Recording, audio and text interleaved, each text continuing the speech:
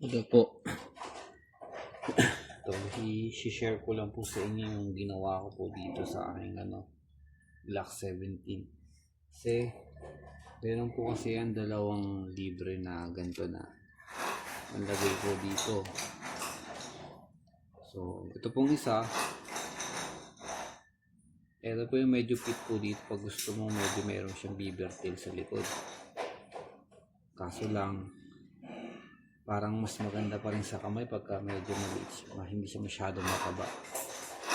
So, ito sana maganda dito, saktong-sakto lang siya.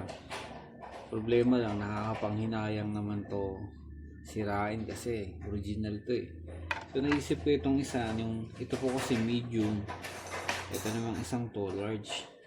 Naisip ko ito, hindi ko rin naman to magagamit kasi sobrang laki siya pag nilagay eh. Kung gaano po siya kataba. Ang ginawa ko po, ginupit ko na lang po siya.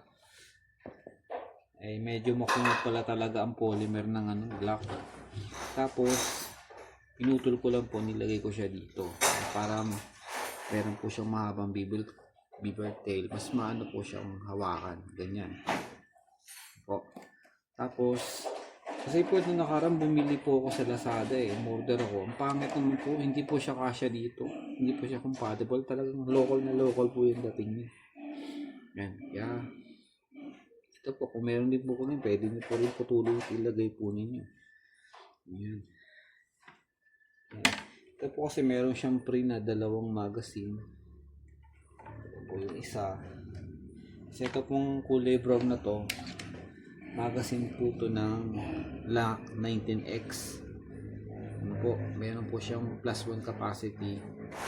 Tapos saktong-sakto lang din naman po dito sa Glock 17 kasi yung frame po na naglalagyan niya kasing haba din po ng Glock 17 ay frame suksukan po pala ng magazine. Ito siya.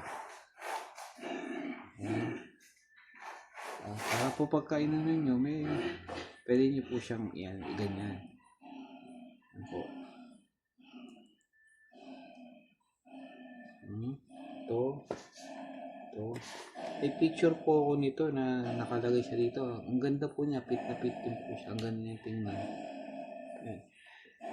Ito po kasi yung Glock 17 Gen 4. Ano po kasi ang pinagkaiba po ito sa Gen 5. Ano ko po dito yung presyo talaga kasi ito po tig 47,000. Syempre magbabayad ka pa ng firearm registration na 4,300 plus PTC na 12,200. Medyo malaki-laki po magagastos po natin. Yung pong Gen 5 nito, maabot po siya ng almost nasa mga 57 po ganun. Sobrang wala naman po tayo masyadong pera. Halos konti lang naman po ang diferensya. Ang kagandahan lang po ng Gen 5, yung coating niya, NTLC na po yun. Baga kahit po mabasa po ng seawater o malagyan po ng pawis pag nasa bewang po natin, hindi po siya madaling kalawangin. Baga corrosion resistant po siya. Tapos po yung kanyang barrel, kagandahan po nun, marksman barrel na po yun. Kumbaga maganda po lalo ang pagkagawa nun, mas accurate daw po yun. So, pero konti lang din naman. Okay na rin po dito sa na to, platform na to, kasi konting saka gusto ko po yung meron dito. Ayoko po nang wala, kasi pag wala parang pagka ipinutok mo para siyang mahuhugot sa kamay. Opo. At yun lang po. Kaya nagmukha po sigurong pogi yung natin ng konti. Makakatulong po yan para makakontrol po natin yung pag-recoil pagka meron po siyang beaver tail dito. Kasi ganito na po yung Gen 6, meron na po siya dito